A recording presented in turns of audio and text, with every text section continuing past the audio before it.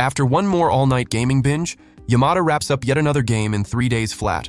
Bored out of his mind as usual, he goes hunting for a new hardcore title and stumbles onto some mysterious game that never ends. The thing has an insane difficulty setting called Hell Mode. Pumped at the idea, he selects it and, on the character screen, picks a brand new summoner class that just dropped. Maxed out at the highest star rating. The second he hits start, he gets sucked straight into the game. In another world, a baby is born, and his father lifts him up with pride, naming him Alan. A year later, Alan is sitting on his dad's lap, happily eating away, when it becomes crystal clear that Alan is actually Yamada, reincarnated into this world. He was born into a family of serfs living in some nameless little village. His dad is Roden, a hardworking, dedicated man. His mom is Esther, warm, kind, and caring, and he's their only child. After the meal, Esther wipes Alan's face, then Roden's, and the two of them laugh together until Alan starts to doze off.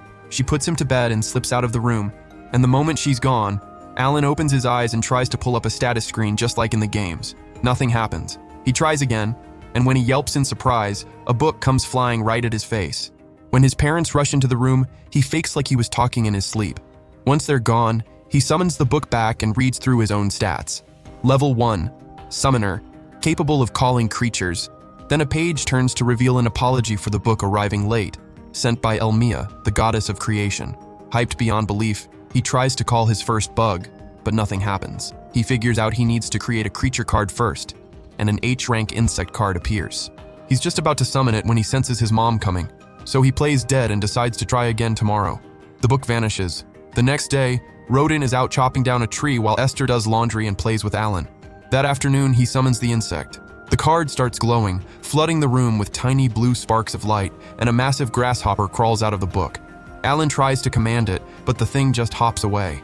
He checks the insect's abilities and names him Danka. He figures out that summoning insects can boost his own stats. Then all of a sudden, Esther walks into the room, screams, and squashes the bug right then and there. Outside, Roden swings at something. After the chaos dies down, Esther heads out to work in the field while Alan summons a little mouse named Mousy, who just zips around him in circles. With Danka hopping nearby, Alan reads that this world is crawling with monsters. The book can hold up to 10 creature cards, and leveling up requires way more points than the standard requirement. When Roden comes home covered in blood, he explains he took down a wild boar.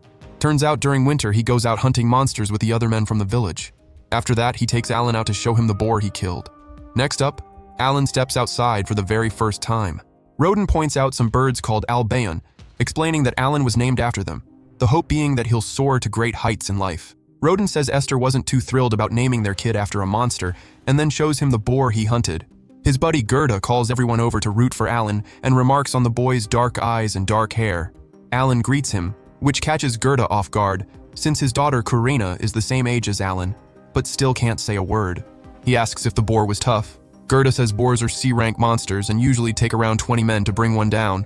10 months later, Alan hits level 2 as a summoner, unlocking new options. He can now create G-rank creatures and expand his card storage. The book jots down his thoughts. That night, he bolts through dinner and takes off running, leaving his parents totally confused. When he tries to evolve the mouse, a low MP warning pops up. So he tries to create a new card instead, same warning. He has no clue how to raise his MP. When Alan turns 3, his abilities and storage both go up, and he fuses 2 G-rank cards to get a G-rank bird with the ability to mimic voices. He thinks that could come in clutch for throwing enemies off and decides that to become a high-level summoner, he needs to understand everything about his creatures. Out of nowhere, he falls into a hole dug by a mole rat and calls for help. When he hears Karina's voice, he mutters, "Great, here comes trouble." And the two of them go at it with wooden swords. She's sharp, he can barely keep up, and in the end, she snaps his sword clean in half. Karina runs to tell Roden and Esther how she crushed him. Esther tells her to head home, and she does. When Alan wakes up, he grabs Esther's vegetables. That night, he offers to help out in the field since Esther is pregnant, hoping it'll build up his physical strength. But she says he's way too young to be working, and Roden tells him to enjoy being a kid while it lasts. Alan really does want to get stronger, but he gets where they're coming from. They ask why he keeps throwing rocks at the tree. He says he's training to fight big monsters just like his dad. Then Esther asks if he'll protect Karina, and he agrees. Roden says he can't wait for the evaluation ceremony, where 5-year-olds show off their talents, and that if Alan turns out to be gifted, it could change everything for the family. On a snowy day, Alan trains Danka and manages to keep a creature summoned for a full day. He hides the book to hang out with Karina, and loses again. Then Roden pokes fun at him and calls for Esther, who totally panics when Danka jumps onto her leg. She says she's fine, but she's clearly hurting. Rodan tells Karina to go get her mom because Esther's gone into labor. Alan heats up the water while Roden freaks out about what to do. Then Karina's parents, Colette and Gerda, show up to help. Colette kicks the men out, and they crash outside. They wake up to the sound of a baby crying, and Roden names him Mash. Esther asks if the name comes from another monster. He hesitates, but she just laughs. Alan wonders why he got reincarnated into this family. He says his life now is miles better than the loneliness of his past one, because nothing is stopping him from becoming a skilled warrior in this world. Then he looks down at his little brother and thinks that he's got an incredible family. Next, Roden takes 5-year-old Alan to the evaluation ceremony, where doing well could mean a better life for the whole family. Roden warns him there'll be a lot of kids he'll be up against. They run into Gerda and Karina waiting for them, and the 4 of them head into the village together. Karina says if she wins, she wants to be a swordswoman. When they arrive, Alan notices a bunch of well-dressed kids and starts wondering if he's actually ready for this. The doors swing open. A hooded priest says every single one of them has the same shot at becoming a hero. Then a woman mentions that 2 of the heroes from the past were born as serfs, which gets Alan thinking about the other modes in the game and hoping he might become a hero too. And they walk inside. In there, Alan spots a statue of Elmia, the goddess of creation who sent him the book. The priest explains that each child must hold their hand near a crystal ball, which will reveal their talent. The village chief's son goes first. When he puts his hand on the ball, his abilities appear on a screen that looks just like a page from the book, and his talent is revealed as Merchant, which has the chief beaming. Alan is confused, so the book shows up to explain that a person's talent determines their place in society. Then a boy goes up and nothing appears at all, meaning not everyone has a talent. A kid named Dogora is revealed to be an A-rank axe user, and he goes absolutely nuts. One by one, the other kids take their turn. And then it's Karina who sprints up to the ball. It blazes with light, revealing her talent as swordmaster, and the priest looks shaken. The serfs are bursting with pride, but she just says she wants to be a swordswoman. Alan is thrilled for her. Finally, the priest calls Alan up, and Alan already knows his class is summoner. The ball glows, bright enough to knock him back. He asks about his talent, but the priest says there is none. Alan calls it a bug and figures the devs must have been lazy, but Roden just says it's time to go home. Back at the house, they find Esther and Mash waiting for them. Roden says they'll always be proud of him. Alan thinks that even without a dime to their name, they're still happy. Next, he cracks open the book and realizes he's the only one playing on Hell mode, which explains why leveling up is brutal and why his rank looks so weak. But he swears to grind harder and hopes the bug gets patched.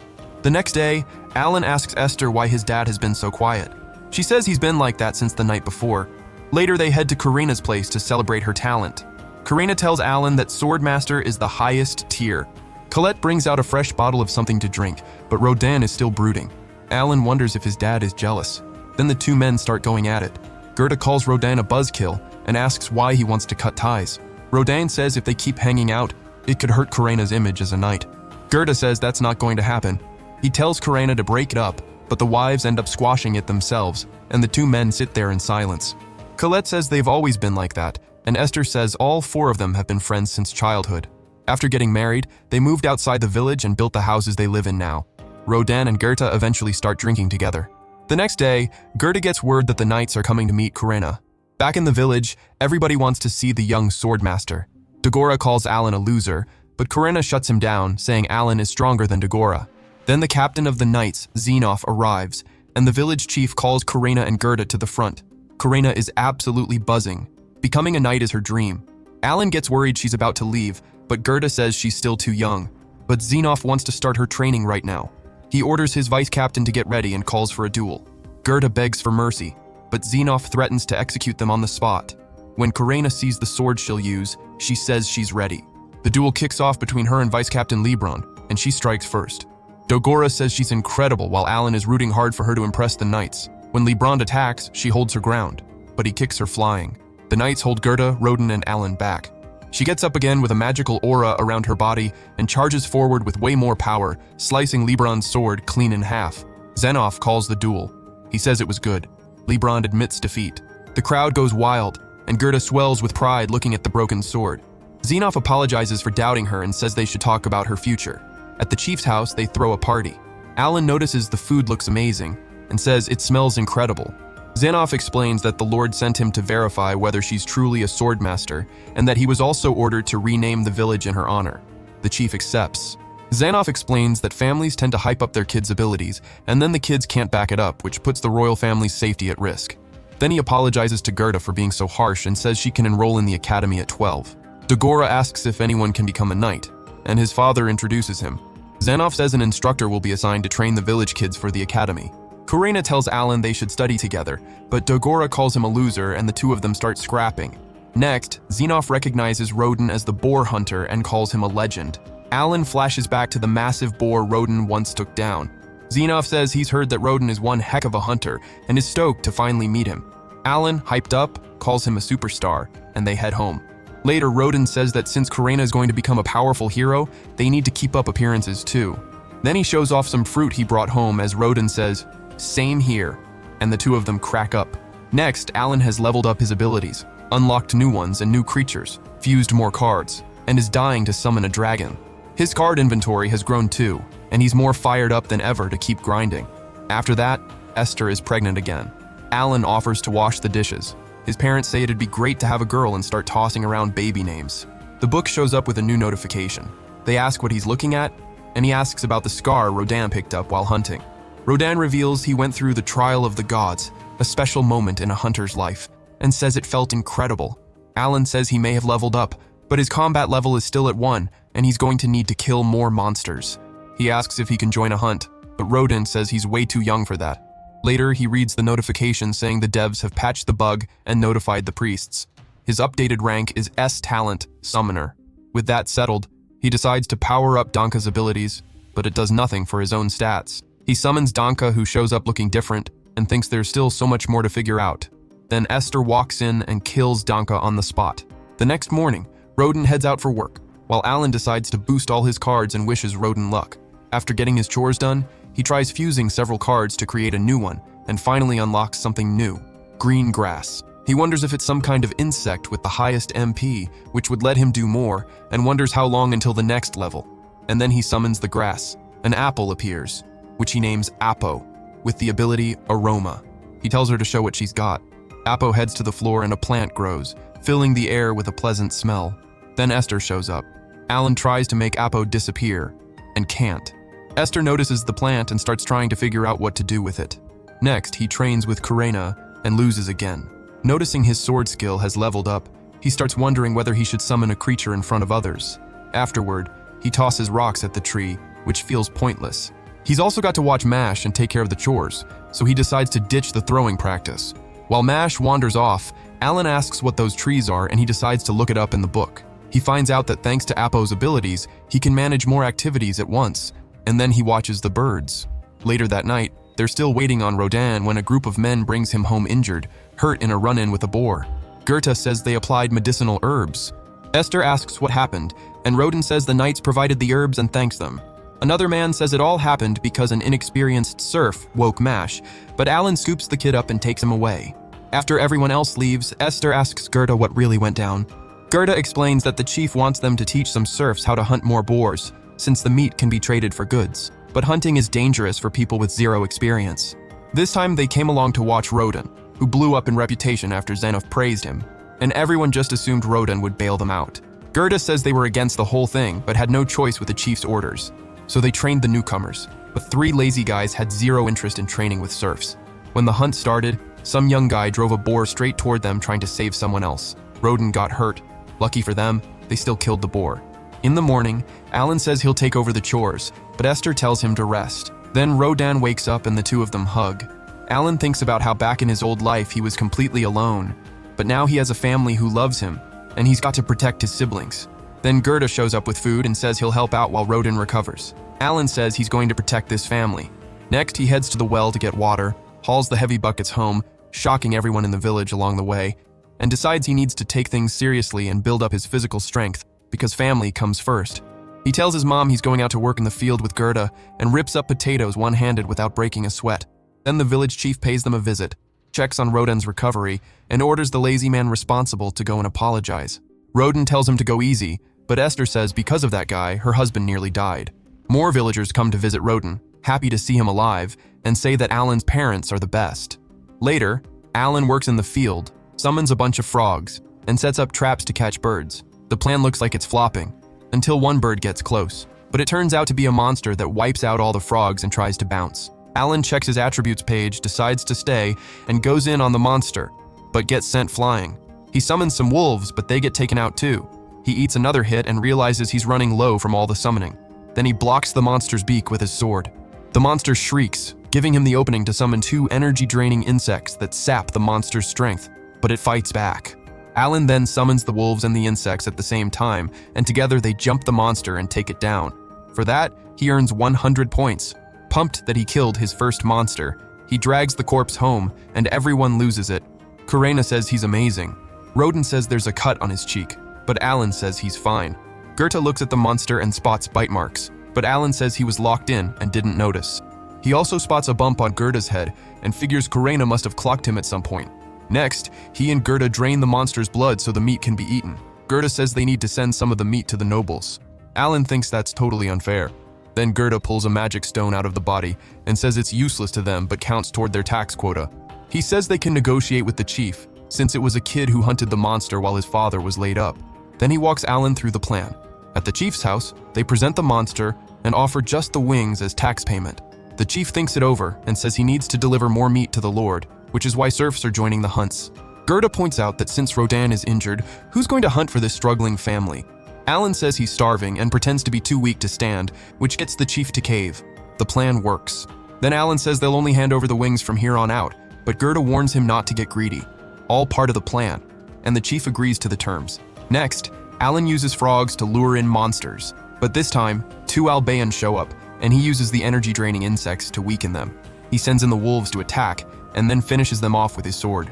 After recalling his creatures, he says he's becoming a real hunter, earns 200 points, and hits level 2.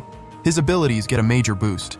Even though he hasn't hit his peak yet, he's stoked with the progress and hugs the book, wondering if this is what the trial of the gods feels like. Then he heads home with 2 bodies, and Roden can't believe what he's seeing. He trains with Karina after that, thinking they now have enough meat to get through winter and that more hunting will get him to level 3 soon.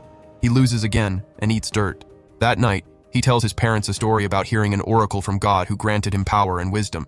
Esther asks what that even means, and he says he's stronger than the average person and is going to do great things, which stuns them both. Esther says he's still just a kid, but Roden points out that the cut on his cheek had already disappeared that morning, which means he passed the trial of the gods. She asks about the results from the evaluation ceremony, and he says it was Elmia's doing. Roden tells him to respect God. Alan apologizes and explains that his trials are going to take more time and effort than usual since his talent is brand new. Roden asks what his talent is, and Alan says he doesn't know, since he can't reveal he's a summoner, or that he came from another world.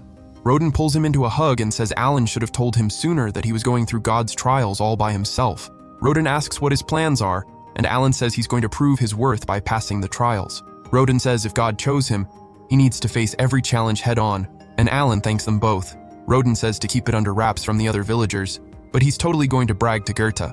When winter rolls around, Alan learns how to butcher meat and haul it into the village in exchange for new supplies.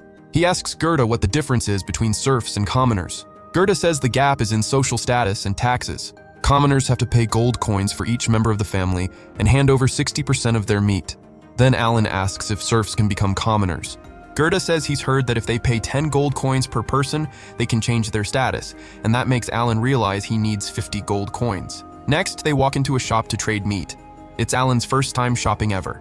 He picks up rice, fruit, and some other things, then hauls everything home. The next day, he swings by the shop again and buys a little salt for 5 silver coins. Then he heads to a fruit stand and hard passes on the expensive fruit. In the book, he writes about the value of meat packages and how the currency system works. He stops at a pharmacy to pick up some healing items and asks the book to sketch the herbs that were used on Roden. Then he asks the shopkeeper about the herbs Goethe bought, but the guy refuses to sell, saying Goethe didn't pay nearly enough and practically begged like a kid in a candy store. Alan gets frustrated. He trades a package of meat to get the herbs that saved Roden's life. Then he checks out the weapons. Dagora asks what he's doing there. Alan says he's just passing through. Dagora shoves him and tells him to be his lackey. Alan sets his bag down, draws his sword, and challenges him to a duel. Dagora tells him to wait while he grabs his weapon and charges in, but Alan dodges every single swing. When Dagora tells Alan to attack, Alan disarms him and Dagora admits defeat. Then Alan tells him to go train and walks off. Back home, Roden peels off his bandages, saying he's fully healed. At Karina's place, Alan, Dogora, Palomas, Karina, and Mash all train together. Dogora tries to jump Alan while he's distracted, but ends up hurting himself. Alan hypes up Mash. Dogora tries again and fails. Later that night, Alan cringes when Esther calls him charming. Roden comes home with Gerda and says the chief is now demanding 15 boars instead of 10 and wants commoners to join the hunt again. Esther says that's insane, but Roden says they can't refuse, and if they fail, he'll pull in more serfs from other villages, putting their land and their jobs on the line. Gerda adds that the chief wants 20 boars the following year, which means they'd have to keep ramping up the risk. Esther says it's horrible. Then Alan says if they keep hitting the targets, the chief will just keep raising the bar and eventually force new recruits on them. Gerda tells Alan to stay in his lane, but Roden asks if he's suggesting they let commoners join the hunts. Alan says yes, but Gerda is dead against it, and Alan says to give the commoners easy roles, and that since he's got experience training beginners in gaming, he'll do the training himself. Next, Alan, Roden, and Gerda go meet up with the other hunters. Roden is pumped to be back with them and says they're going with Alan's strategy, but that Alan is just going to watch. Alan says he won't get in the way, but deep down he's itching to join the hunt. Rodan doesn't budge, so he agrees to keep an eye on the new hunters, and just hopes Rodan doesn't get hurt again. Then the man responsible for Rodan's injury apologizes, and Rodan tells him to be careful. Gerda says it's go time. The gates swing open and they move out. Alan lays eyes on the mountains for the first time, the place where boars come down looking for food. And according to legend, a white dragon lives somewhere deep in those mountains, inside the forest. Rodan orders the team to fan out. After a while, 2 hunters drive a boar into the trap, where the team pins it down and the attack squad moves in. Alan watches and thinks his dad's strategy is still rock solid 10 years later. Then he signals the rookies to advance. On Roden's cue, they attack too, and the team finally takes down the boar. The new hunters are pumped that they made it through. After killing the boar, Alan wonders if he got any points, but nope, since he was just watching. Later, near the well, he asks one of the hunters if he can join the next hunt, but the guy says no. Roden would kick him out. Another man says he can't hunt today because his wife is in labor. Alan asks him for a favor. He brings the man to the warehouse where the Albayon meat is stored and asks if he'd be willing to help him in exchange for 2 packages of meat. He reveals that he wants to earn 50 gold coins to free his family from serfdom, and having a butcher would help make that happen. When the hunters get ready to go out again, Alan wonders why the chief wants more meat so badly. Just then, a boar comes charging out of nowhere. They block it. The attack squad throws themselves into the fight and they bring it down. Alan then realizes he just hit level 3. Turns out he had summoned Danka earlier, and when the boar stomped on him, Alan scored the points. He says a little prayer for Danka. 3 months later, Alan and Karina head back from the chief's house after picking up New Year's sweets. Both families sit down for dinner together to celebrate, digging into freshly cooked meat. Gerda asks what the chief said. Alan says he was grateful. Roden gives Alan full credit for the brilliant planning. Then Gerda asks about the bottle Alan is carrying. Alan says the chief gave it to him as a gift, a drink. Alan tells Karina that starting the next day they should get Mash into training. Then Roden and Gerda ask if they can have the bottle, but he shuts that down saying it's his, but he agrees to hand it over if they can knock him down in a contest. Gerda says fine, but asks what Alan wins if he comes out on top. Rodan asks what he wants. Alan says he wants in on the next boar hunt, and they realize they just walked right into a trap and lock in the terms. Colette says this is going to be fun. Then Alan reveals the contest is arm wrestling. Gerda says he's taking that bottle, but Alan says he's stronger. When it starts, Gerda goes all out, but Alan shocks the whole room and wins. Alan figures he must have racked up 200 points, while Roden says he'll wait for his turn. He looks at his dad's hands, calloused from years of hard work. Roden says he's proud of Alan and plans to use everything he's got. When Karina says go, the two throw everything into it, and Roden manages to win. Alan calls his dad the real deal and hands over the bottle. Then Roden and Gerda take swigs. Alan reckons his dad's strength is on par with a D-rank monster. Colette and Esther cheer him on. Roden says Alan is far from weak, but that he's still stronger. Alan says the day is coming when he's going to win. Next, a drunk Gerda asks Colette for more food, and she smacks him for it, which makes Alan wonder if she's a black belt. When Alan turns 7, he becomes a level 4 summoner, unlocks a ton of new creatures, and gains more MP than ever before. He reads that he can now summon E-rank creatures. He's got more room for cards, but wonders what storage actually means. Then the book flips to a page showing a dark square. He grabs a piece of wood, throws a rock inside it, then sticks his hand in, and realizes it's some kind of weird pocket dimension for storing items. He puts rocks and wood inside, and figures out it can hold pretty much anything that fits. But he gets the feeling this feature unlocked earlier than it was supposed to, and assumes something big is coming. Esther asks why he's so quiet, and he says he's fine, though he's still chewing on it. He tries to summon an E-rank creature, but nothing happens because he doesn't have any magic stones. He heads inside, digs out his hidden stash of coins and magic stones, and grabs a stone to create a card. Same warning pops up again. He puts it in storage and tries again. This time a new card is created, and he gets what storage is actually for. He summons it, and a giant butterfly appears. Hearing Esther coming, she ducks behind him. Esther asks if he's hungry. He says no, and she heads off. Then he stretches his arms out wide and jumps around like he's a butterfly himself. Next, he summons a saber-toothed lion, earns 10 points, and names him Tama. He then tries to combine 2 E-rank cards to make a bird card, but realizes he needs more stones. Back home, Rodan mentions they dug a trench around the village to keep monsters out. The next day, Karina wipes the floor with Dagora while Alan asks Palomas about magic stones. He says they're gems found inside the hearts of monsters, and that sometimes they turn up on the ground too, and Palomas actually finds one right there. Alan thanks him and decides to go scout the area.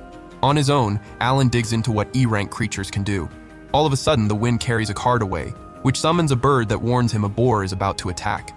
A plant creature heals him up. The butterfly drops sleeping dust. He then sends Tama to take on the boar and it goes down. Right after, another boar charges in, and he summons Wall-E, a stone creature, to deal with it. But the whole thing turns out to be just him daydreaming. Alan says he really wants that to happen someday, and isn't going to let fear keep him from reaching his full potential as a summoner.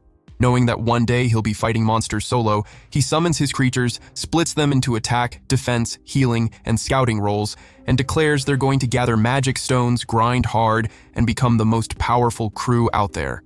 Next, Gerda, Rodan, and Alan are at the chief's house, where he says the Baron is visiting next month and asks Alan to be his personal guide. Gerda suggests giving the job to Palomas, but the chief says his son isn't cut out for it. The chief tells Alan he needs to escort the Baron during the hunt. He praises Alan's ideas and believes he'll knock it out of the park, but Alan is locked in on one thing: raising his family's social standing. Rodan says Alan can say no, but after thinking it over, Alan accepts. The next day, the royal carriage rolls into the village, and the chief receives Baron Granville and his daughter Cecile. Everyone heads to the chief's house for lunch, where the Baron compliments Chief Diogi on developing the village. He apologizes for the spike in meat demand, explaining it came straight from the king after Viscount Nell lied about how the hunting operation worked. Everyone sits down to eat, and both the Baron and Cecile say the food is amazing and ask what the dish is called. Diogi doesn't know, so Alan steps in and explains it's an Albayon meat dish he hunted the day before. The Baron asks about him. Diogi says he's Rodan's son. Zenoff brings up the legend of Rodan. Alan says he'll be their guide. The Baron asks if Rodan was ever a knight, and Diogi says he's a serf, which rubs Cecile the wrong way, but the Baron tells her to cut it out. She apologizes, but keeps staring Alan down. Zenoff says if they can't hit the quota, the knights will take over the hunts. Cecile says she'd love to see knights out there chasing boars, and the Baron tells Zenoff to have the knights ready for that. But Alan jumps in and says hitting 20 boars would be easy for them. Then they reach the border gate, where the Baron tells Zenoff to stay sharp. They pass through, with Cecile walking alongside Sebas and Alan alongside a knight. When they reach the watchtower, Alan greets Cecile, but she blows him off and heads up. The Baron and Zenoff follow. Alan watches the hunters roll in and explains that their armor is made from the remains of monsters they've killed. He says some hunters lure boars out from the forest, which takes time. Then Zenoff asks if Karina is still training. Alan says yeah. Zenoff asks him to pass along a message that a tutor will be assigned to her. Suddenly, the hunters come back driving a boar. One team pins it down with heavy shields. Then the attack squad moves in, and finally the new members join the fight. While the Baron watches closely, Zenoff compliments their armor, and Cecile faints. When the boar goes down, Zenoff calls them worthy warriors, and the Baron says, "Impressive." Right then, 2 more boars come crashing in. Zenoff orders his knights to step in, but Alan cuts him off. The hunters have got this. Rodan splits the team into 2 groups, each one blocking a boar. Alan points out that for years, these hunters have given everything they had to pay 60% of the meat as taxes. Then Rodan takes out the last boar, blood spraying like a fountain, and Cecile faints again, 3 boars down. Alan says they've already taken down 10, with 10 more to go. The Baron says, "Well done." Then Alan makes 2 requests: manufacture more shields and import drinks from other villages. When asked why, Alan says too much meat will tank its value, but trading it for drinks would be a smart play. Zenoff says the drinks would be great for morale, and the Baron says he'll think over the requests, then praises Alan's ideas. As they're leaving, Cecile warns Alan not to get too big for his boots. She loses her balance, and Sebas catches her. Alan calls her rude under his breath. Later, Rodan, Alan, and Gerda appear before the Baron, who praises their hunting skills and rewards them by raising their status from serf to commoner. They thank him, while Alan is internally going absolutely crazy and locks in his next goal: hunt the white dragon. The Baron says that all hunters with 10 or more years of experience will be promoted as well and hopes they'll keep it up. Sabas reminds him of another royal order. The king wants to know how the hunts first started. Gerda says that 13 years ago, a bunch of serf families moved out there to develop the land, but the boars destroyed their storehouse, leaving them starving through the winter. Rodan suggested they should hunt the boars, and with limited weapons and next to no know-how, they started doing exactly that. The Baron says it's an inspiring story, but Gerda adds that it's also a painful one. They lost a close friend, and Rodan still blames himself. Alan finally understands why Rodan protected that commoner before. The Baron apologizes and says they've had their support. Then he grants Gerda one wish. Alan says to ask for drinks, but the Baron asks whether he could hire Alan as a page instead. Alan thinks that's a terrible idea. His dream of hunting a dragon is about to get pushed back indefinitely. The Baron asks Sabas, who says Alan is a sharp kid, and then contracts Alan as the personal servant of the Granville family. Cecile says they can't have a serf in the house, but Sabas points out he's a commoner now. Alan scrambles to think of an excuse to get out of it, but when he sees Rodan crying tears of joy, he accepts. Back home, Esther dresses him up and says he looks amazing, getting a little emotional about it. Outside, Karina says she's going to miss him. He suggests one last duel to make her happy and steps forward as Alan, personal servant. Watching them go at it, Rodan calls it the best send-off he's ever seen. This time, Alan matches her and goes toe-to-toe, which shocks everyone. He reveals that his strength went up through card collecting and believes they'll see each other again soon when she starts her training. She loses for the first time, but he calls it a draw and they shake hands. Esther tells him to stay safe. He tells Mash to protect the girls and tells Colette to be happy. Colette says he's grown up and become a real man, and Gerda tells him to stay safe. At that moment, Dogora and Palomas show up. Dogora hands him a weapon for protection, but trips on the way back, and everyone cracks up. Finally, Alan sets off with his parents, walking him out. Rodan says being a personal servant is just the beginning and that he needs to work hard. The chief says his goodbyes. Rodan tells him to make them proud, and Esther tells him to visit when he can. Alan climbs into the carriage and they pull away from the village into a brand new chapter. After arriving at the Granville estate, Alan is assigned as Cecile's personal servant. She hops up on his shoulders to grab a piece of fruit, but she doesn't like the taste. She asks if he knew it was sour. He says no, but she's not buying it and tells him to go get one from the market.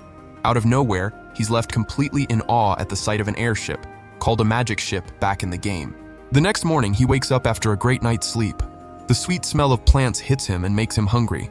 In the dining hall, he greets the head servant, Rickle. Rickle asks if Cecile is giving him a hard time, and he hesitates, but says yes. Rickle tells him to get used to it. Alan asks what the difference is between pages and personal servants. Rickle breaks down the Granville servant hierarchy.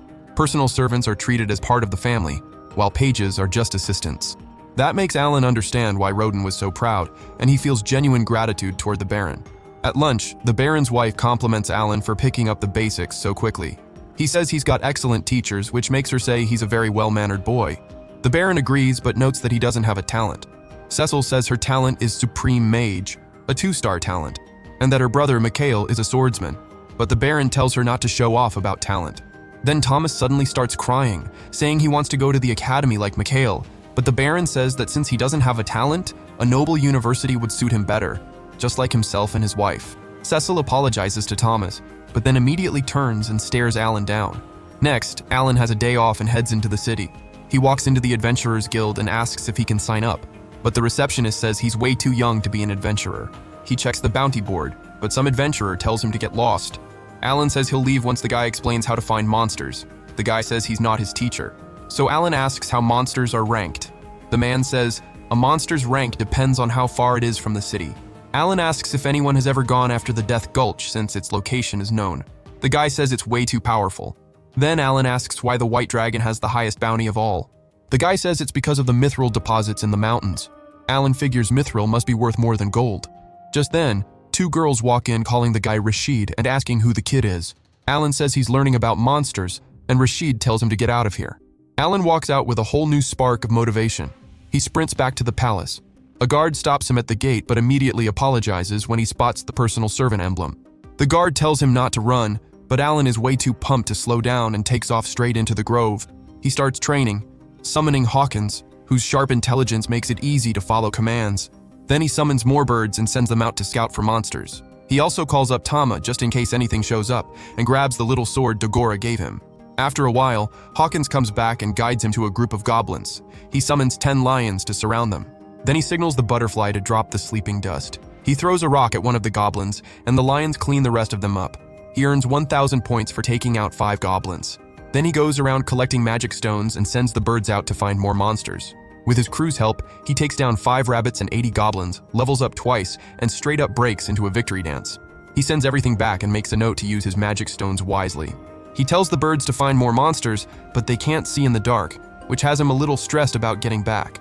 A month later, he buys 3 silver orbs at a weapons shop and reveals he's hit level 12. When he returns to the estate, Sebas tells him to follow along. He's brought before the Baron, who is impressed with how he's been performing, but wants to know how he spends his days off. Alan says he hunts monsters. The Baron asks why, and Alan says that as the son of a legendary hunter, he just can't help it.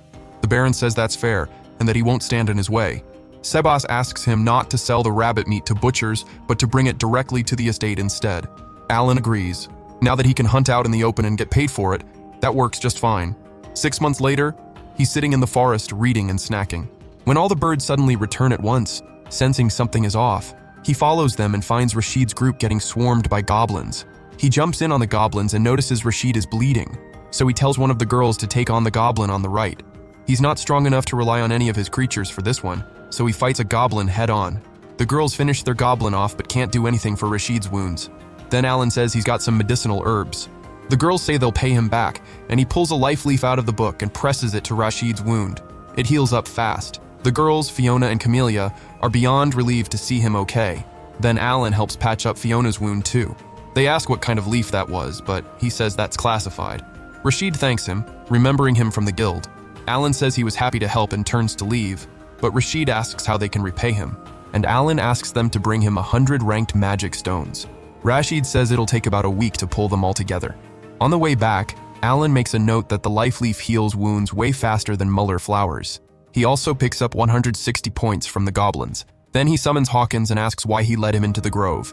When he asks if Hawkins wanted to save the adventurers, Hawkins nods, and Alan realizes his creatures genuinely care about human life. He scratches Hawkins on the head and tells him he's glad they're on the same team. Elsewhere, Cecile climbs up onto Alan's shoulders to grab a jar of jam to bake cookies for Mikhail, and the two of them go crashing down. Next, Zainov joins them for dinner and mentions that Alan's village successfully hit its goal of hunting 20 large boars. Alan says that's great, though he's not exactly shocked. Thomas asks why they didn't eat boar meat that winter, but the Baron tells him not to be selfish and eat what's in front of him. Alan points out that serfs eat more meat than a noble's kid. Then Thomas tells Alan to hunt a white deer next time, but Cecile cuts him off and says he can't just boss Alan around like that. The Baron's wife says it would be a tough ask, but Alan says he's confident he can pull it off, which gets the kids hyped. But honestly, he's way more pumped about the idea of taking down a C-rank monster. Next, we see Alan rigging a trap in the snow. After a while, Hawkins shows up and leads him to a white deer that's in the middle of tearing through a group of goblins. Alan sends the frogs out first to bait the deer, and when it charges at them, he calls them back and sends them off in a different direction. The deer gets more and more aggravated and keeps following them, right into Alan's trap. Thrilled that the plan worked, he pulls out a knife to finish the animal off. Back at the mansion, the guards completely lose it when they see a white deer rolling up to the gates and can't figure out how it got there. Alan pops out from under it and explains he hunted it as a gift for Thomas, who is over the moon about the idea of serving it at the New Year's party. Thomas runs up to Alan and thanks him, while Alan quietly decides he is never hunting white deer again, since they barely give any points. The Baron starts seriously wondering if Alan really has no talent at all, since hunting a C-rank monster solo is something almost nobody can pull off, and he asks Sebas to look into it. Later, Sebas informs Alan that he's been promoted to hunter, where his job is to hunt monsters for the family's dinner table and protect people from attacks. He explains that Alan will receive 100 silver coins per month. Alan realizes they're giving him a steady salary instead of paying him per monster. He happily accepts the position since it's exactly what he's always wanted, hunting monsters and racking up points. He's ready to jump in immediately, but Sebas says he only needs to hunt once a week, and until then he should keep serving as Cecile's personal servant. Alan isn't exactly thrilled about that part, but he accepts the setup anyway. A few months later, a magic ship arrives at the mansion. Alan keeps trying to wrap his head around what makes it fly. Cecile cuts into his thoughts, asking him not to say anything about the cookies she made, then runs to hug her older brother Mikhail, who is back from the academy. Cecile gets on him for not coming home over summer break, and he apologizes. At that moment, Alan steps forward to greet him. Mikhail asks if he's new, and Alan explains he's been working there since last fall. Mikhail looks him over and says he can tell Alan is incredibly talented. He gives Cecile a present from the capital, which she absolutely loves. Then he takes her inside to catch her up on everything. Alan smiles, wondering how his own family is doing back home. Next, he takes down a giant bird and says that should be enough. When he brings a frog and the bird back to the mansion, the head chef is thrilled to have the ingredients for Mikhail's favorite dish. Then Rickel mentions that Mikhail and Xenov are out dueling, and Alan heads to the field and watches them go at it with pure amazement. Xenov stops mid-fight and praises Mikhail's improvement. Mikhail thanks him with a handshake and says he had a great teacher. Cecile spots Alan and mentions he brought back a massive frog, and Mikhail says he's impressed and challenges Alan to a duel. On the Baron's orders, Xenov hands Alan a mithril sword. Alan is thrilled just to hold it and realizes he hasn't actually trained since leaving home. But having reached level 20, he figures his boosted stats give him a solid shot at winning. When the duel starts, Alan charges in and swings, but Mikhail blocks and fires back with fast, precise counters. Alan struggles to keep up with Mikhail's speed. He thinks Mikhail is genuinely brutal to go up against as he blocks every attempt. Mikhail's mom gets worried, but Xenov reassures her that Alan will be fine. Mikhail is now a well-trained soldier with real experience under his belt. Then Mikhail disarms Alan and takes the win. He compliments Alan and tells him he never disappoints, and Alan thanks him, though he's annoyed at himself for still not being able to win. Cecile praises both of them. Thomas asks Mikhail how he got so strong. Mikhail reveals he cleared dungeons over summer break. He says life at the academy is grueling, but he got the chance to train under legendary swordsmen. Alan says doing dungeon runs as homework is seriously impressive. He says he wants a rematch with Mikhail someday. Mikhail agrees and asks Alan to look after his sister until then. But Alan really wants to rise above his status as a servant and find a way to leave the Baron's household without embarrassing his father. A few days later, Mikhail takes off on the airship. Alan wishes he could fight in dungeons too. Suddenly, a tearful Cecile spins around to face him and says something got in her eye. Next, Viscount Carnell visits the mansion and says his land is nicer than the Baron's city, then laughs. Alan serves the food and recalls that Rickel told him the Viscount outranks the Baron in the hierarchy and that the two have a long-standing rivalry. The Viscount eats the meat and assumes it must be the famous boar meat, but it's actually a horned rabbit since the Baron has zero intention of feeding his enemy anything expensive. Alan can tell the Baron is genuinely pissed since it was the Viscount who pushed the king to raise the boar hunting quota for Karina's village in the first place. After finishing the dish, the Viscount asks for seconds. Then we learn that Granville and Carnell sit on opposite sides of the White Dragon Mountains, and both have multiple mithril mines. But since the White Dragon is active on the Granville side, they've been hit with an economic crisis, just like Carnell was about a century ago. The Baron asks the Viscount why he came. The Viscount says he wanted to share the results of his youngest daughter's evaluation ceremony. Alan wonders if Mash's talent might be spear user, but then gets confused because the Viscount's daughter has no talent at all, and the Viscount is actually happy about it, while the Baron looks unsettled. Then the Viscount comments that the Baron's two children are both talented, but the Baron says they have to fulfill their noble duty. Alan has no clue what they're talking about, and starts wondering if having talent is somehow a bad thing in the world of nobles, since commoners and serfs are always thrilled when their kids show up with one. Months later, Alan runs into Rashid's group, and reveals he's planning to hunt further out from the city and wants to learn everything about C-rank monsters. Since he's now at level 24, grinding low-level monsters isn't going to move the needle anymore. Rashid warns him he could get himself killed, but Alan still wants to go for it. Then Fiona suggests they should go shopping first and takes them to a gear shop. Alan reveals it's his first time there and says he wants something that won't slow him down. Fiona hands him a skirt, but he's not feeling it. Then Camellia shows him a red cape and says it's effective. Next, we see him running through the forest wearing it, and Hawkins leads him to a sleeping C-rank orc. He calls in the Thomas squad to attack. They manage to wound it, but when the monster fights back, Alan tells them to keep pushing, and he earns 1,500 XP for dropping the orc. Then he grabs the magic core and is stoked that he can take down C-rank monsters without needing to set traps. Still, he reminds himself he's got a long way to go before he can beat Mikhail. Next, Hawkins leads him to a C-rank armored ant. He thinks he needs to be careful. Rashid nearly died from a swarm of these things. He sends in the Thomas squad again, but their attacks do absolutely nothing, and the ant wipes them out. Next, he sends the butterflies in to use the sleeping dust. When the ant goes out, he stabs it, but can't pierce the armor at all, even with his high attack stat. It starts moving again, so he stabs it repeatedly until it finally goes down. He earns 3,000 XP, but he can't get the magic core out because the armor is way too hard. He He realizes physical attacks aren't going to cut it here, but he notices his intelligence stat is high, which means he might be able to learn magic now. Later, he asks his teacher if he can cast spells, though Cecile reminds him he has no talent. The teacher says they can find out. He tells Alan to hold his hands near the crystal ball, explaining that if it glows, he can do magic. But when Alan puts his hands on it, nothing happens. The teacher says he can't use magic, and Alan slumps, starting to think that the summoner class might actually be a joke. Next, the Baron's family is sitting at dinner when an alarm suddenly blares, and Rickle rushes in to report that a death gulch is heading toward the city. Sebas asks if he's sure, and he says a guard reported it will reach the south gate in 2 hours. The Baron asks about Xenoph. Sebas says Xenoph is out on a hunt and won't be back for 2 days. The Baron orders them to ask the Adventurers Guild to defend the city and begin evacuating citizens. Cecile tells Alan not to go after the monster, but he insists it's his duty as a hunter today. So he runs toward the gate, reminding himself that the Death Gulch is a B-rank monster, but noticing his MP still hasn't recovered. The guards are helping people evacuate when a man suddenly yells that his wife and daughter are trapped in a carriage. Alan spots the Death Gulch grabbing the carriage, so he hurls an iron ball at the monster's eyes and calls it out. The guards tell him to get back, but he throws another one and says he'll lead it away from the city. Suddenly, the monster charges, but he gets cleared just in time and books it into the forest with the monster right behind him. He realizes his MP is still sitting at 0. The monster swings at him, but he dodges and notices the thing is barely taking him seriously. When his MP finally comes back, he moves fast and summons 36 butterflies, sending them in to release the sleeping dust. But the monster swats them all and roars. Alan keeps running, trying to stay ahead of it. Eventually, he manages to shake it and takes a breather. He's relieved he managed to distract it, then ditches the cape and starts heading back. But the monster finds him again and attacks, and Alan takes off running all over again. After 3 full days, he finally makes it back to the estate and collapses. He wakes up to find Cecile and Sebas in the room. She's relieved he's okay, and Sebas asks if he remembers what happened. Alan says he spent the last 3 days running and hiding from the Death Gulch. Sebas says the Baron wants to see him. Next, he stands before the Baron, Sebas, and Xenoph, explaining that he wasn't strong enough to fight it, so he just pulled it away. Xenoph praises him, saying that in the knight's absence he showed real courage to protect the city.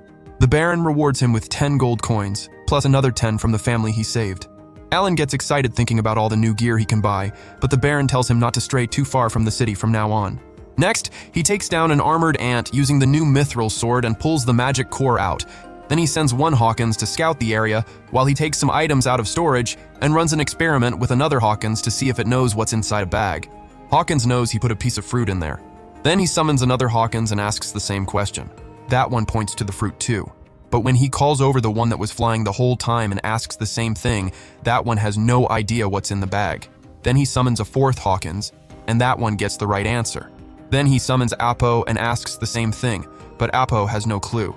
He concludes that information is only shared between copies of the same creature, and only between the ones that were summoned recently. The birds look completely baffled by whatever he's doing. Then it hits him.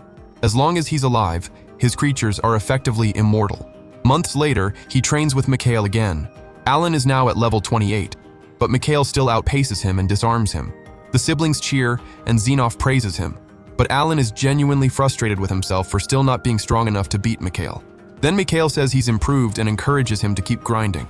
He also says Alan can count on him to keep Cecile safe when he's not around, but she tells him to worry about his own skills. At the dinner table, Mikhail is surprised to hear Alan went up against a Death Gulch. Cecile explains he basically just ran for 3 days straight and then knocked out for 2. Thomas asks Mikhail if he could beat one, but Mikhail says B-rank monsters are still too much for him. Right then, a knight arrives and reports that the white dragon has migrated. The Baron asks if he's certain, while Alan remembers that the dragon is worth 1,000 gold coins. The knight says adventurers spotted the dragon heading toward Carnell's city, and the Baron says the day has finally come. He tells Xenoph to send some knights to inspect the mines, but Xenoph suggests they verify the news before heading out. Mikhail asks if he can join them to clear the path to the mines, but Xenoph shuts it down, saying it'd be too dangerous if the dragon came back for whatever reason, and Mikhail's mom tells him to stay focused on his studies, and he agrees. But Alan thinks that if the knights wipe out all the monsters first, he won't have anything left to hunt, and he needs to come up with a plan. The next day, he realizes he's hit Summoner level 5, and has even unlocked a new sharing ability. He remembers it took 2 full years to go up 1 summoner level before, and that he needs 30 million points to reach the next one. He also notices his inventory has expanded to 50 cards, meaning he can summon way more creatures at once. But he wonders if the sharing ability lets him share something between his creatures. He decides to test it out and summons Hawkins. He finds out that by sharing abilities, he can see through the creature's eyes. He sends Hawkins up to fly over and observe the forest from above. He notices he can see from both his own perspective and Hawkins's at the same time. He can also control his own movements and even use Hawkins's special abilities remotely, which means the sharing ability has no range limit. He wonders how many creatures he can share vision with at once and summons 3 more Hawkins. Now he can see through all of their perspectives simultaneously. He compares it to real-life multi-boxing, where a solo player controls multiple characters at the same time. Then he summons 2 Thomas, but suddenly gets hit with a brutal headache and cancels the ability.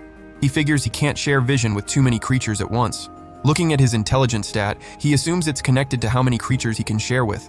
He summons a new D-rank bird, Hollow, and cranks out several copies to raise his intelligence. He activates the sharing ability again, and now he can share vision with 6 creatures simultaneously.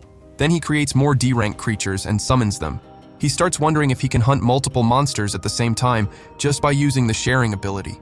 He decides to try. He has the spider use its web to pin down an armored ant, then sends in a bear to finish it off. Then he uses the bronze knight to fight another ant. They manage to take down 3 ants, proving the strategy holds up even against C-rank monsters.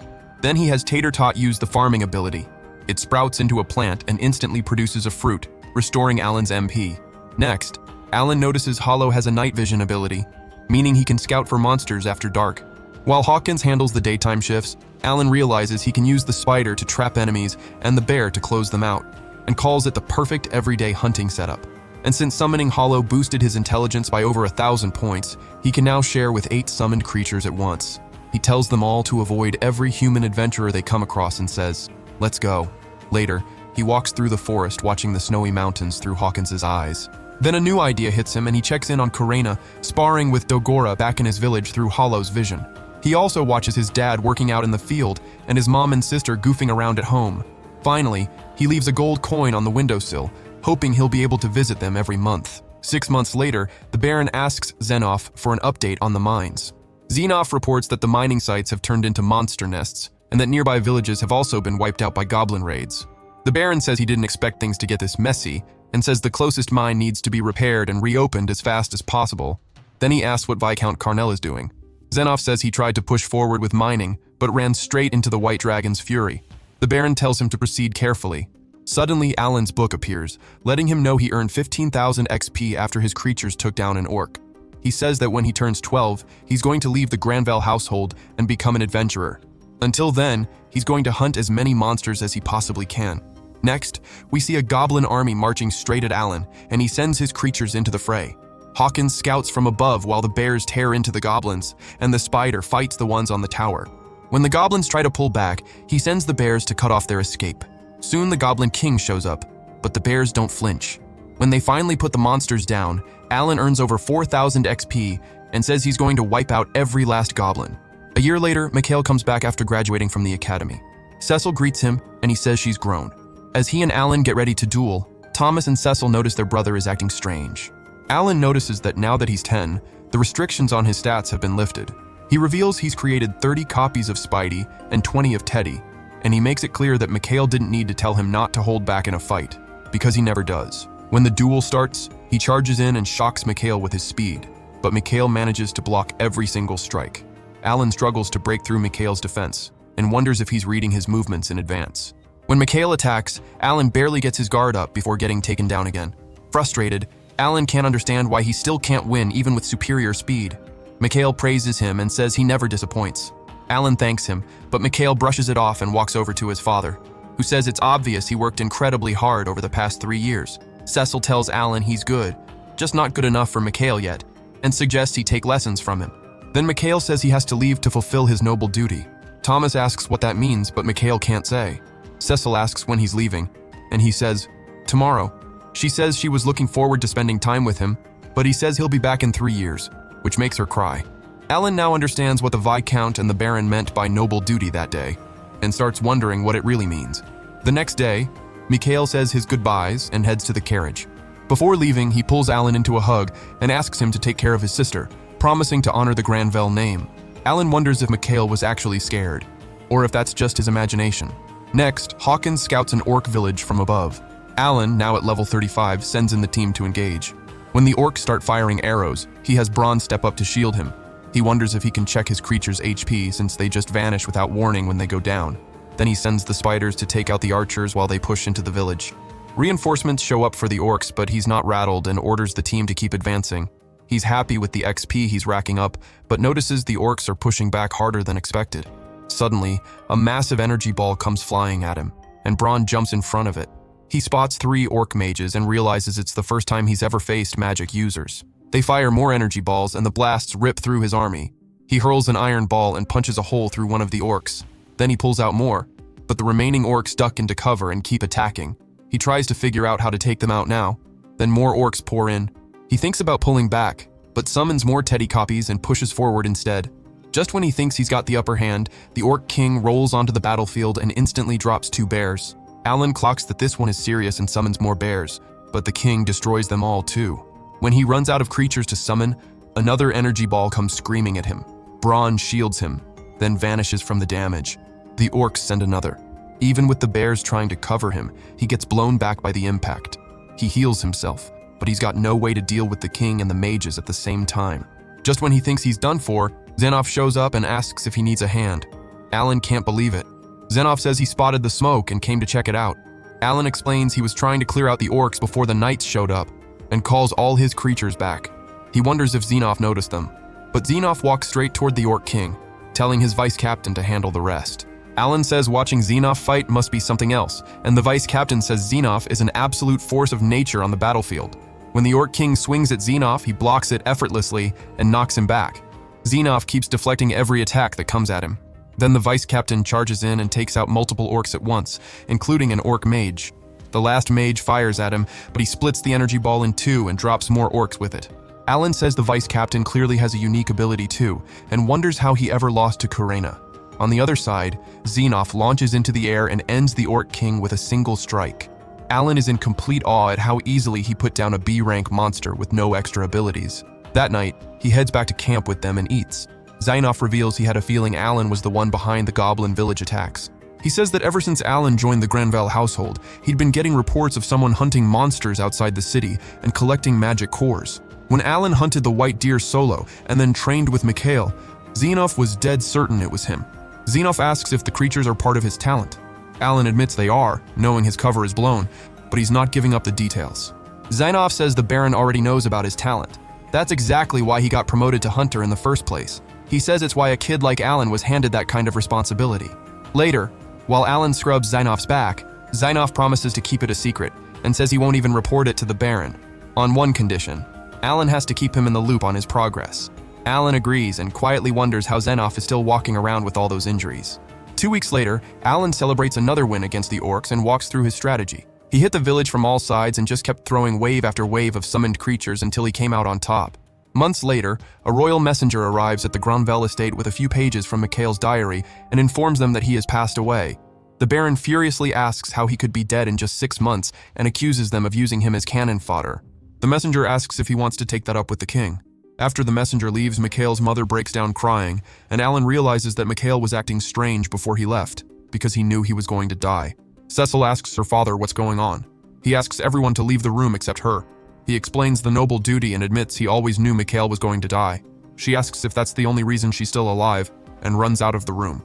Alan watches the whole thing go down and wonders if there's anything that can be done to protect kids from that deadly obligation. Next, we see Alan having lunch with Rickel. They talk about Cecile not having left her room since the night before. Rickel reveals that the Baron himself lost siblings to the noble duty. Suddenly, the servants erupt in panic because Cecile has gone missing. Alan bolts outside, notices her window is open, and tells the Baron she must have slipped out through it. Without hesitating, he takes off to find her, hoping she doesn't do anything reckless. Next, we see Cecile walking alone in an alley, where she takes out the gift Cecile gave her and cries over his death. She thinks back to the diary pages she read, where he wrote that he knew he was going to die. Alan finds her using Hollow's vision and approaches. She asks if he came to drag her home, but he says he came to do his job as her personal servant. He quickly notices she's hungry, so he hands her some food and she starts eating. Tears run down her face and she says she's not crying. She asks if her brother was strong, and Alan says yes, admitting he couldn't beat him even now. She remembers that Cecile was scared and just wanted to come home, and that hits her all at once. She says she's going to die just like him. So Alan asks if she'd want to leave the city with him. free from all the noble rules, and just travel the world. She calls him out of his mind and says they can't do that, but he suggests they wait 1 more year and then register as adventurers. She says she'll already be enrolled in the academy by then. But Alan tells her she doesn't have to go, it's her life and she gets to make her own choices, and asks what she actually wants. She says she's not sure. After a while, she says they should head home, but asks him to carry her because her legs hurt. On the way back, she thanks him for being there. When they get home, her father wraps her in a hug, and she apologizes for the way she acted, but he tells her not to worry about it. Then he reveals he's planning to hand the mining rights over to the royal family in exchange for getting her excused from the noble duty. But she says that as a Granville, it's her obligation to see it through. It was the whole reason Mikhail pushed past his own limits, and she says she's going to follow in his footsteps. Next, Alan drops an orc in the forest and collects the magic core while the bears round up the rest of the bodies. He reveals that the knights have eliminated all the orc villages, in large part thanks to his crew. Zenov says they've started repopulating the villages near the mines, which should be back up and running by summer, but the Baron is worried about how Karnell will react to losing the mines. Next, Alan is climbing the White Mountains. We learn that Cecile wanted to come along, but her father said no, though Alan thinks having a mage by his side would have been useful. He reaches the top and spots armored ants everywhere. He figures there could be thousands of them inside serving a queen, and he weighs whether to attack since there's only one entrance, just wide enough for one ant. He sends his creatures in. The ants sense the danger and more come pouring out, but the bears fight through all of them. After a full month of fighting, Alan looks worn down. He still can't wipe out the whole colony, even after taking down thousands. He notes that all the bodies are being cleared away and wonders if the queen is eating them to keep laying eggs, so he starts thinking about switching things up. Another month passes, and after dropping 5,000 ants, he's still not done, so he starts thinking about setting up a camp. Then he notices the ants stop coming out, so he sends the owls in to check inside the cave. He shares their vision and sees it's like a massive maze in there. One owl gets killed, so he sends in another and finds the egg chamber, but still no queen. He's getting drained trying to control 8 owls at the same time. With the day winding down, he thinks he should call it and head home. Then one of the owls spots the queen. He goes into the cave and sees that the queen is enormous, but he's not scared and sends the bears in to take out the guards. They wipe them all out, then swarm the queen with bites. She tries to fight back, but there are way too many bears, and finally she goes down. He earns 45,000 XP, but he's a little let down because it only took 20 bears to finish her off, and figures she was probably weakened from all the egg laying. He decides to camp there for the night and spots mithril ore in the corner. The next morning, he brings the Ant Queen's head back to the estate. Cecile can't believe he actually climbed the White Dragon Mountains as they all stare at it. Nobody there has ever seen a queen before either. They say nobody could possibly wipe out an entire colony solo. Then he pulls out the mithril ore he brought back. Zenov says there's nowhere else that could have come from except those mountains, and he walks them through every detail. He shows a map of the location along with a layout of the colony. The Baron says it all checks out, and Zenov says he'll immediately send knights to mine the ore. The Baron praises him, and since Alan found a brand new vein of mithril, he decides to give him 30% of the mining rights. Alan has no idea what that means, so Sebus explains he'll start seeing the benefits in a few years. Alan turns 12 and reveals that the mithril mining operation has restarted. Work in the cave hasn't begun yet. He's not worried about monsters anymore, and thanks to his cut of the mines, money isn't a concern either. Still, he feels like the game has stopped being challenging enough, and he wants a new test to push him out of his comfort zone. Out of nowhere, Rickle says the royal messenger is back, this time with Viscount Karnell. Alan figures he's here to stir up trouble. The Baron asks why he's come. The messenger says he's there to present a royal proposal. He explains that since both the Granville and Karnell territories have been suffering from the White Dragon's rampage, they want to settle things once and for all, by having both sides manage the mining operations in the White Dragon Mountains together and split all the profits equally, putting an end to the generational feud between them. Karnell has already signed off, but the Baron flat out refuses and says he wants to visit the capital first. The messenger is offended, but the Baron explains he's not about to rush a decision this critical. The messenger calls him greedy and storms off. The Baron then says he's not sharing the fortune after a century of suffering and tells Sebas they'll head to the capital as soon as Zenov is back from the mountains. Sebas agrees. In the kitchen, Alan is washing dishes and thinking this isn't the right time to ask for a promotion. The head chef asks whether co-managing would actually ease their hardship even if the dragon came back, and Rickle says it seems like a fair deal. Suddenly they hear a scream. Alan sprints upstairs to check on it and finds Cecile being kidnapped. He draws his sword and thinks about calling in his creatures, but the man challenges him directly, so he decides to fight on his own. Seeing his partner struggling, another kidnapper throws a smoke bomb, and it knocks Alan out cold. Sebas reports to the Baron about the intruders and Cecile's abduction. When Alan comes to, he finds himself tied up alongside Cecile, but he summons birds to scan the surroundings and spots the kidnappers sitting nearby. Suddenly, their leader, Dagra, walks in and asks why they brought the kid along. One of them, named Marcus, says they can sell him, but Dagra punches him and leaves, saying to kill Alan if he causes trouble. Marcus grumbles about why the boss put Dagra in charge. The others say it's because he's a combat warrior, and out of everyone here, only he can match Xenoph in a fight. But Marcus calls Dagra a coward for running from the war the year before. Alan finds out there's some kind of war going on in the city, and he realizes he can't count on anyone coming to rescue them. He also realizes he left his sword back at the mansion, and can't protect Cecile with what he's got when one of them leaves the room. Alan sends a bird outside, and realizes they're on a magic airship, though he does appreciate the nighttime view. He wonders how they're going to get out of this. Next, he discovers there's a restaurant on the ship, and spots Carnell and the messenger in there too. He puts it together. They've been working together to take the mines, and Carnell had Cecile kidnapped to force the Baron into signing the deal. Suddenly, Cecile wakes up and starts to panic. One of the kidnappers tells her to stop, but Alan summons a butterfly and hits them with the sleeping dust. One of them dozes off while the other grabs Cecile, but Alan breaks free and gets ready to fight. He summons his creatures to spook them and knocks them both out on his own. When he tries to untie Cecile, Dagra comes in and slams him into the wall in an instant. Dagra steps toward him and asks if he's never seen someone with the skill before. Just as he's about to get to him, Alan uses the bird to throw him off, then has Spidey web him up. He grabs Cecile and runs, summoning Braun to block the door behind them. He opens a window and sees they're about to land, and he tells Cecile they need to jump. But she panics while he stacks up his resistance through his creatures and leaps. He lands clean and says they're heading home. He frees her and tells her he used the life leaf to heal her, but she asks who those creatures were and how he's so strong. He thinks they need to run before the pursuit starts. He summons Hollows to scan the area and spots Carnell and Dagra talking, then sees Dagra coming for them. To throw him off, he starts running in a zigzag when he realizes Dagra is tracking them by their footprints. He tells Cecile to hold on tight and starts tearing across rooftops to lose him. She asks why he can't just fight the guy, but Alan says he's not sure he can take him. He glances back and sees they're outside the city now, which buys them some time.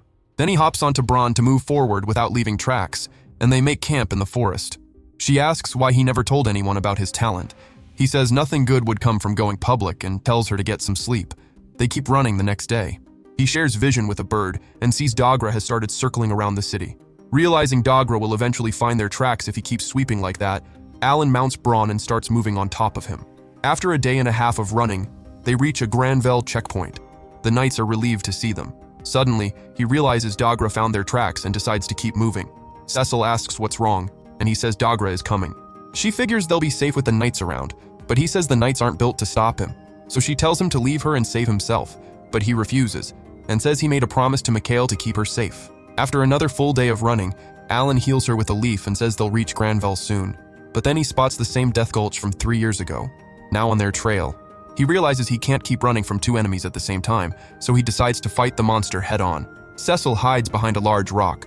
When the monster arrives, Alan tells it to make this quick, summoning spiders to web it down and sending in the bears to attack. But when he throws an iron ball, the monster deflects it and wipes out all the creatures. Cecile watches in shock. Then he uses Braun to shield himself, but the Death Gulch takes him out instantly and grabs Alan while laughing. Alan uses the leaves to keep his health up, but the monster decides to eat him. Cecile is horrified, convinced he's dead, but he's still alive in there and manages to drive his knife into the monster's eyes. While it tries to chew him, Alan feels a surge of pure adrenaline, shoves the knife deeper, and finally kills it.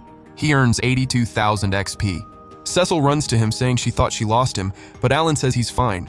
Then Dagra appears right in front of them. Alan realizes he has no weapons, so he tells Cecile to get somewhere safe while he holds Dagra off. Dagra calls him brave, then suddenly kicks him flying and draws his sword to finish him. But Cecile launches a fireball to distract him. She feels like she has to do something to help Alan and throws another fireball at the enemy. But Dagra dodges and suddenly backhands her. Alan calls him trash and says he heard he ran from the war, then gets under his skin by saying he's out here chasing kids for a living. Enraged, Dagra charges at Alan and says he's going to kill him, but Alan smiles. Dagra asks what's so funny, and it's revealed that Alan was just buying time while the bird went to bring Xenoph. He reveals he sent Chappie the moment they crossed the border. Dagra says knights are just noble pets and asks if he enjoys being the captain of a bunch of fools with knives. He reveals that his brothers died because the knights couldn't hold together, so now he's going to kill him. He charges and stabs at Xenoph, but nothing happens. Xenov says he also lost brothers protecting this city and that he was the only one who made it out. Suddenly, energy surges around him, and he says he won't let anyone dishonor their memory, and drops Dagra with a single strike. Then they head back to the mansion. Alan reports that Carnell is behind the kidnapping and says he and the royal messenger have been scheming to steal half of Granville's mining rights. The Baron tells Sebas to get ready for a trip to the capital to bring everything before the king. But Alan tells him to think carefully about what Carnell can pull off with the royal messenger in his corner. He also suggests handing over his own mining rights to the king to convince him to open an investigation. The Baron asks if he's suggesting they bribe the royal family. Alan explains that a real man works hard to take care of his family, but people like Carnell play dirty just to line their own pockets, and asks what the Baron is going to do to protect his family. Sebas says Alan is overstepping, but the Baron agrees with him and says he's always felt the pull to stick to the honorable path, and that now he's going to do what's right. Next, we're told that the Baron visited the king and every person responsible was punished. Carnell's territory was placed under royal control. The Baron had the tutor teach both Alan and Cecile about the noble duty. The teacher pulls out a world map and lays out the major kingdoms. He explains that for over 100 years, the Demon Lord ruled the upper continent and demanded every country bow to his rule. When no one accepted his terms, he invaded the central continent with an army of dangerous monsters, obliterating 4 countries and killing thousands of people. Before long, monsters had spread to every continent. So the leaders of every nation came together to form the 5 Continents Alliance, and each country began training children with talent. Even so, the war dragged on, until Helmios, the first hero, appeared. At 15, he drove the monsters back and went on to lead the army himself. By 22, Alan thinks back to the 5-star characters, the hero and the demon lord, and becomes convinced they're the ones who shape the fate of this world. Finally, the teacher explains that the noble duty means every noble child born with a talent must serve 3 years in the military. And since the war is still raging, a lot of these young soldiers don't come back. Later, the Baron thanks Alan and rewards him for killing the Death Gulch and rescuing Cecile. The Baron adds that he asked the king to excuse Cecile from military service, but the king refused because of her mage talent. So he offers Alan 200 gold coins to escort her to the academy and then serve as her bodyguard on the battlefield. Alan reveals that he's a summoner and promises to do everything in his power to keep Cecile safe. But instead of the money, he asks for 2 things. First, he wants both his family and Karina's family excused from the per capita tax. Second, he wants to resign as personal servant and work independently to protect Cecile. The Baron agrees to both terms and hands him a sword, saying he has been promoted to Viscount, and that the sword is proof that the Granville family will always stand by his side, no matter what happens. Alan takes this as the end result of a 12-year journey, and finally finds the answer to why he was reincarnated into this world. Being born a serf led him to hunt boars, and serving as a personal servant gave him everything he needed to step into an academy or go up against the Demon Lord. He finally understands what Hell Mode really is, and why it's the most hardcore game on the internet. And since the Demon Lord is a threat to this world, the world needs him to help the hero restore the balance. And with a smile on his face, Alan accepts the mission. And that's all for today. If you're into anime recaps like this one, drop anything in the comments below. I always read every single one. Check out this other video right here, you're gonna love it. Thanks for watching, and I'll see you in the next one.